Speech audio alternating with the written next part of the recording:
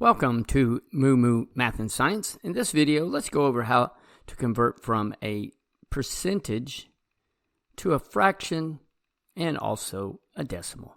So let's get started. Okay, we have 25%. Well, 25% means per 100. So what we can do, we'll drop the percent sign and we can put 25 over 100 because it's 25 per 100. Now, in order to convert a fraction, we can just simplify this. 25 goes into 25 one time, and 25 goes into 100 four times. So you have the fraction 1/4. Now, to convert 25% to a decimal, we can do two things. First, we can just divide by 100, drop the percent.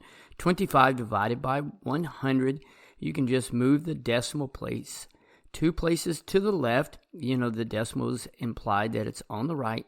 So we'll just move it two places to the left, 1, 2, and it gives you 25/100. You could also, if you like, since you know it's a fraction 1/4, you can just divide 1 divided by 4, and it will give you the same thing. So let's go ahead and do that. Let's move the decimal up. 4 goes into 1 0 times, okay? So next, 4 goes into 10 2 times. 2 times 4 is 8. 10 minus 8 is 2. Bring down the 0. 4 goes into 25 times. 5 times 4 is 20. So you have 0 left over. So it's 25 hundredths. Okay, now let's try 30%. Okay, remember it's per 100, so we're going to drop the percent sign, place it over 100. So that gives us the fraction 30 over 100, which we can simplify. 10 goes into 30 3 times, and 10 goes into 100 10 times. And now for a decimal, we'll just divide 30 by 100, and that moves the decimal two places to the left, and you get 3/10.